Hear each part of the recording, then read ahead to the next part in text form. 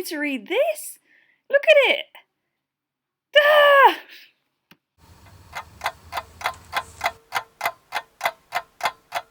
So, before you sign a tenancy agreement, check these top 10 tips to protect yourself.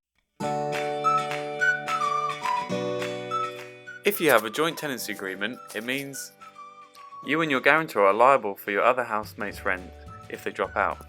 Ask for an individual tenancy agreement for each tenant, or advise your guarantor to write on guarantor documents that they are only signing to protect their own child. Make sure your tenancy agreement is an assured short-hold tenancy agreement.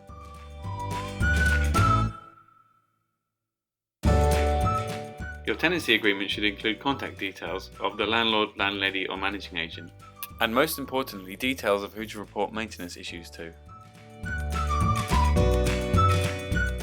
Make sure the start-end dates and times of the tenancy are clearly stated.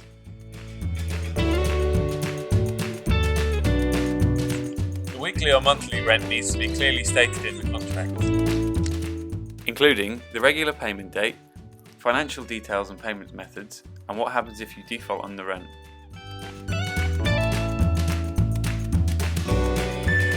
Are there any utility bills included in the rent? Make sure all tenants agree to put all names on the bills. Discuss how you will share bills at your first housemate meeting, and read meters on the first and last day of the tenancy. Make sure to check if the house has any prepaid meters.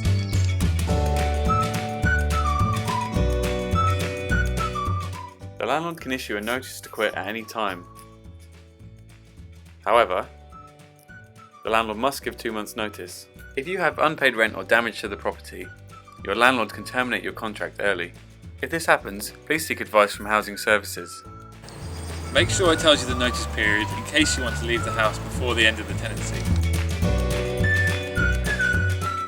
Make sure there are inventory checks at the beginning and at the end of the tenancy, and get them signed by the landlord or agent. You might want to take your own photos to keep a record. You could be charged for the inventory. Make sure the landlord does not pass on their duties or costs regarding maintenance to you.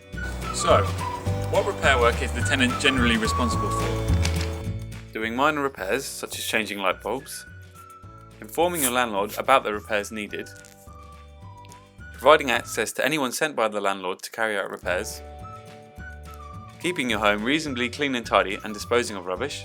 You might also be responsible for gardening, in which case ask for gardening tools to be provided. Using any fixtures and fittings properly, for example, don't kick the door if you lock yourself out, not blocking a toilet by flushing something unsuitable down, or letting the drains or plug holes become blocked with hair. What repair work is the landlord responsible for?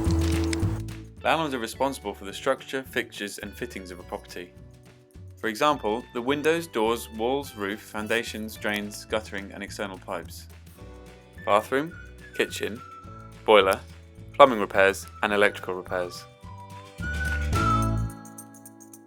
So, which of the 3 deposit protection schemes will your landlord be using?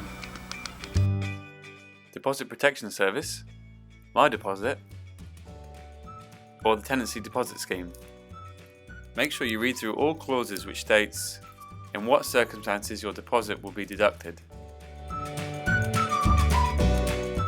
Ask for copies of the following before signing your tenancy agreement: your HMO licence, your gas safety certificate, your electrical safety certificate, and your energy performance certificate.